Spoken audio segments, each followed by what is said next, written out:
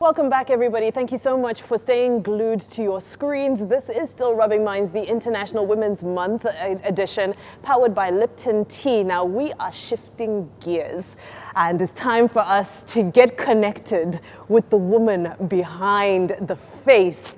Now, she's more recently been better known as the King of Boys, but we who know that she has been in this industry for over 2 decades. I don't know how you do it. Shola Shabole. Hello, how are you?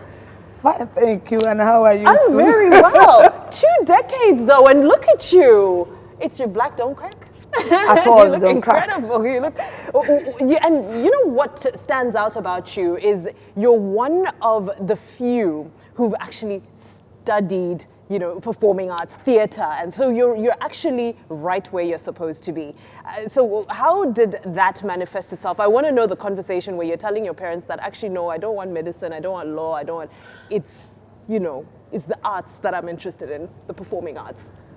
Actually, I didn't tell my dad that I was going for that. Oh, wow. And my father happens to be a retired principal. Oh. My mom a retired headmistress. So I remember years ago, my father wanted me to be a teacher. He loves me so much, I love my father. So I went for an interview, this College of Education, Elaorogu. I got admitted. I didn't like it. Teachers weren't paid well. I know, but my father... Very practical thinking. They weren't paid well because my father was teaching at the same time. We have a very big farm, cocoa plantation. So I know everything about farming also. So we got to one point that when I got the admission letter, my senior sister used to live in Ibadan. Now she lives in England, married to Tunji Oyelano. So, and Tunji Oyelano happens to be a lecturer in the University of Ibadan, theater department. I said, okay. When I was in secondary school, I used to be a sport person. I represented 2 state level. I was playing handball. I was good in handball. I was good in long distance races, 1,500 meters. I was very, very good. So when I left for Ibadan for holidays, now I said to my sisters, and Daddy wanted me to go and be a teacher, but I don't want to be a teacher. I want to be something else. If I'm not doing the sports anymore, then I want to be a singer. Oh, wow. Then my senior sister said, how will Daddy take it? I said, I don't know, but I'm not going back home. I'd rather stay with you in Ibadan. So we cooked it, and we baked it. At the end of the day, she told my parents, look, Dad, Shola will stay with us in Ibadan. And that was how my journey started. Wow. And glory be to God. It's been fantastic. I've been enjoying it. I've been so happy. When my father was alive, may his soul rest in peace. When he was alive, when I was being given award in so many places, which I couldn't, my father used to go on my behalf to collect my award. So it's been fantastic. And it's a journey because I keep telling people, if there's reincarnation, I'm coming back to be an actor. Yet again, maybe a different character this time. But I mean, let's talk about, the film industry over the years, because in recent times, we're seeing so many female faces dominating the decision-making roles, directors, the filmmakers, the producers, and so on and so forth. Majority of them are women, but, if you rewind to 20 years ago, it wasn't so much the case. And, tell me about your experience sort of growing with the industry and watching these changes come and also realizing that, oh, you have more power than you possibly thought you had when you started. Yeah, actually, years back when I started, there was this TV series called Mirror in the Sun, directed by Lola Fandekayode. I was part of it. So I've worked with lady directors since I started and up to this present moment. And I've worked with fantastic, beautiful, who knows their onions, and I'm very, very happy. And these are the kind of ladies that they know what they do, and then they see the job that they have what will I say? They have they love what they do. There's They- passion. There's passion in it. Yeah. So they love what they do, and when you work with those kind of people, there is no way you are going to find yourself at the bottom. They lift you up, they lift your spirits, even though when you are not even, when you don't even have the belief that you can get up there, they make you go beyond that. So I'm so lucky that I've worked with Lola. I'm so lucky that I'm still working with Kemade Tiba, a fantastic director who knows what she's doing. I call her Glory to Glory. That's her new name. That's what I call her. Because there's something about this lady that I love so much. When she wrote Wedding Party, King of Boys, and said to me that, Auntie Shola, you are working on this. And I said, this is huge, this is big. This is expensive. How are you going to do this? I said, God will do it. And I said, okay, so what am I playing? He said, you are playing the King of Boys. I said, That's what I've been waiting for. I said, Kemi, what are you talking about? Are you a gambler? She said, why? I said, are you a gambler? Kemi, you want me to do this? You are giving this shoulder, this responsibility, you are giving it to me. You are putting this load on my shoulder to carry, and you have this belief that I, Shola Shoboale, is going to do it. He said, yes, you are doing it. I said, okay, so much. If you believe in me, then give me the baton and let's run. That is how we did it. You know, besides Wedding Party and King of Boys, which, you know, introduced you to an entirely new audience, there was almost a gap in your career where we'd been following you and then we didn't see you for a while. And, you know, we were talking off air and I remember you said to me that your daughter was like, they've forgotten you. You need to go and, you know, come back. What was going on when you were missing in action? Okay. After Twin Tomatoes, I left the shore of Nigeria. Why? Because, as I said earlier on, I know what is called education. I believe in education. I believe it's the legacy you can give to your children, no matter who you are. And I know what my father did. But along the line, when I started having my children, I paid so much money in schools, giving them this education, sending them to private schools, fantastic school that I paid through my nose.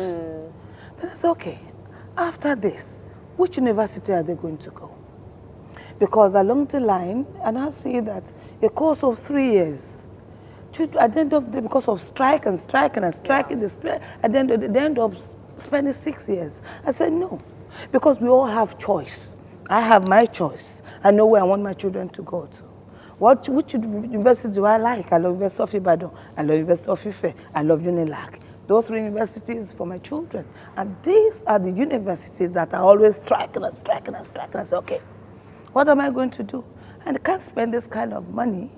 At the end of the day, my children are not where I want them to be. So I said, okay, I'm going to take the bull by the hand. So my children have to leave Nigeria. That was how I left the shore of Nigeria. I love Nigeria. This is my country. I keep telling anybody, I don't care. This is Shola Show, but I'm a typical African woman, and I love to be Africa. And that is why when you give me a script, and this script does not tell me, or I do not see myself, I do not see Nigeria, I am not doing it. You have to be original. And that is why I love my dialect. I want, when I speak, I want you to know there's a Nigerian woman talking. Shola Shobo Alelo sorrow. I want it to be a Nigerian woman talking. And when I do anything, I want it to sell Nigeria. I want people to have this. Nigeria is not a bad country. I want people to see Nigeria in another form. How do we do it? We can do it through drama, we can do it through music, we can do it teaching. That is why I said, okay, to myself, by taking my children out of Nigeria, that doesn't mean that I don't love Nigeria.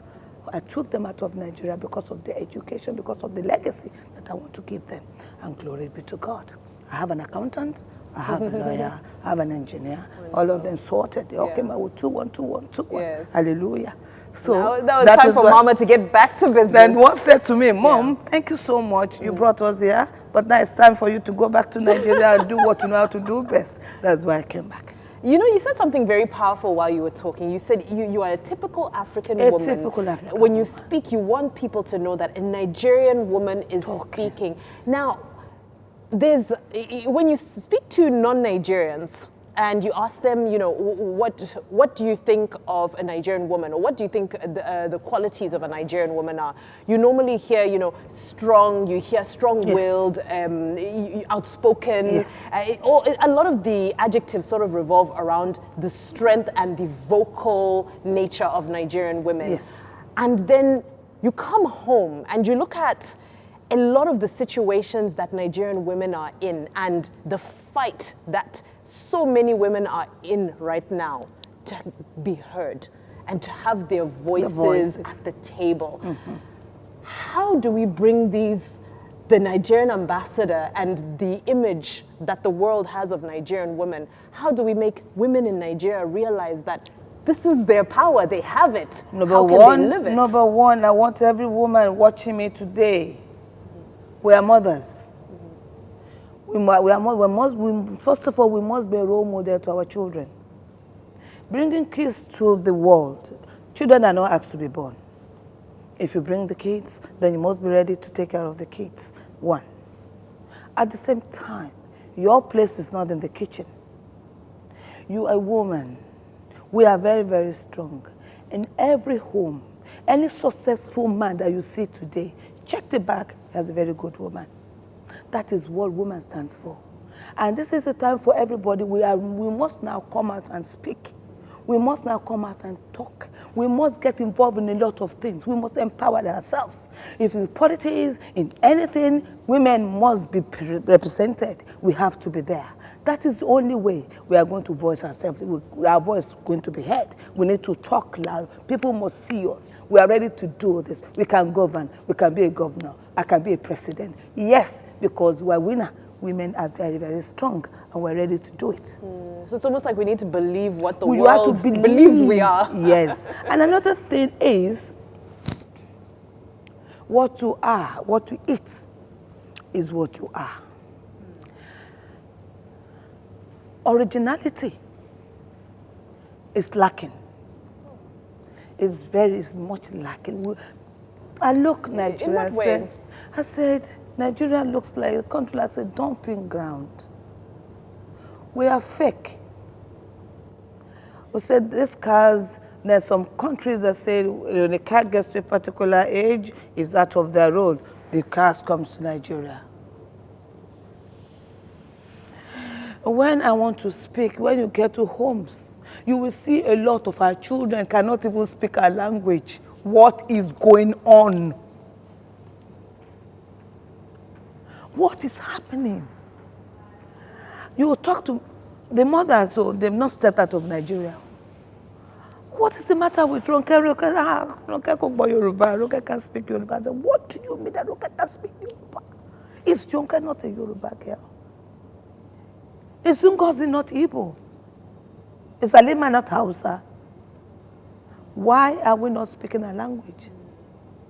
Why are we taking another? Yes, nothing wrong in English. It's education. Yes, so that we can have interaction, we can talk to people. But what about our own culture? What about our own dialect, our own language? We need to teach women, mothers, orientation. We need to give them. Make your children, let them know where they come from. Let them know that I'm a Yoruba, I'm Igbo, I'm Hausa. Let them speak their language. English is secondary. How does that fit in with this changing role of women? You know, if you look at the role of women 10 years ago in African society to now, it's changing so quickly, and a lot of people are getting lost and confused. And how does that fit into the picture? Well, like I said earlier on, it is very, very simple, my dear. Very, very, know who you are. Number one thing, let me give an example. We women were losing it. How? How many of we women visit our children's school regularly, talking to the teachers of our children? But what about the women who are working and they don't have time? I did that. I work and I did it. Okay. I go home to sleep. My children goes to bed. That time they went to bed every time 9 p.m. No matter how location where I am, even though if I'm outside and they're on holidays, I take them along. I put them in the hotel. What I do, the normal hotel, they put everybody, Shola won't stay there because I'm bringing my family. I get myself another hotel where I put my children and I put a teacher there for them to come and teach. Even though when I'm out of Lagos, I can be in Ibadan, I can be in Abeokuta, the teacher comes along and takes his salary. But the bottom line is this. Children leave home without going to school and they're dressed. Bye-bye mommy, bye-bye daddy. Or they even take them to school. Or they don't enter class. When you check your children's note, today when you write a note, there must be date of that very day. And that note must be seen by a teacher with a red mark wrote "sin" underneath. When you bring your children's book, when you look at it, you don't see a date. Didn't you write anything today? No, mom. Then go to school. What happened? This is what my daughter, this is how to monitor. We need lots of monitoring. There's no skipping. And another thing, what is killing us in Nigeria again, we all love money. I know money is very good. But the bottom line is that daddy goes this way, mommy goes that way. Daddy doesn't come back until night. The same thing goes with mom, and the children are left with the maid. And when daddy comes and mommy comes, they've gone to bed. Okay, the mommy go, oh, she's sleeping. Okay, the maid will say, she ate, we've given this, we've given that, everything, blah, blah, blah. Okay, thank you very much. But it's fine. But that is not good enough.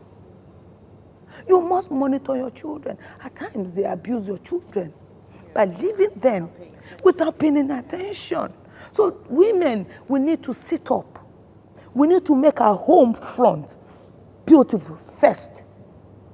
We need to do that. Make it our priority. Now, everything, wow, what you just said there is very deep, because the next question I was going to ask you is about, not necessarily about the film King of Boys, but you know, you expect when you hear the title and so forth, you sort of expect a more male-dominated cast, and you expect the stronger, bolder characters to be male characters. And then, you know, there's Shola Sobowale, who in fact is probably one of the strongest characters, if not the strongest character in the storyline. So my question is around alpha females and women in this era wanting to take on the roles of kings. And, you know, it's popular now among so many, you know, millennials that women want to be called king as opposed to queen. And you know, there's a whole debate about, is it an insult? Why do women want to be kings? Is that okay for a woman to, why can't a woman be satisfied with being queen? So this is a conversation I want to have with you is, you know, how do we own the alpha female space? Do we need to take the titles such as kings? Do the titles not even matter? Well, Shola Sobowale, I told you earlier on that I'm a typical African woman. Okay. I am a woman, I'm not a man. And we love that. We love that. And I love that. Yeah. Okay, yes, make believe. Some women are very, very strong. When I was like, call myself, I'm a tomboy. Most of my friends are male. And I have a lot of male family that lived with us when we were growing up. So even up to my institution, I was on low court and I was on moblet. That was what I was riding. But we don't have to be king. At the same time, we can still rule. Because in the Bible, I am a Christian, Adam and Eve. God created Eve to support the male. Not by giving him apple to eat. So, I believe that women, what man can do, women can also do. And that was what I said, that don't say women's office is in the kitchen.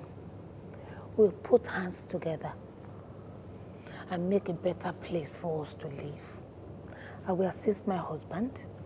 I will assist any male that I see that is doing well, but do not shut us down because we got the brain.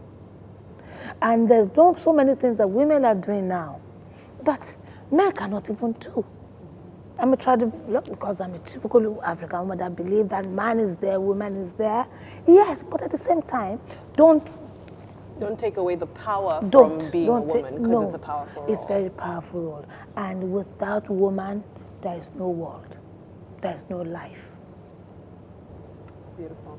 On that note, Shola Shabole, this has been incredible. I'm looking forward to more of you on the big screen, more awards. Thank you very much. Exciting nominations. Thank you very so much. fingers crossed for you. We're rooting for you. We're voting. We're everything because we want you to take that award. Thank you. Not to be biased to anybody else, but I hope they don't come for me for that one. Thank you so much for your time today. Thank you This has for been having incredible. me. And Thank like you. I said, we're keeping our eyes locked on you. And I love how you own your role as a mother. I think that's Thank you. absolutely powerful. Thank you. All right, ladies and gentlemen, there you have it. That's Shola Shabole. What an insightful conversation. Also pretty refreshing. Now, if you need refreshment, make sure you pick up your cup of Lipton tea. They're powering this Rubbin Minds International Women's Month special. We're going to take a very quick break. When we return, plenty more.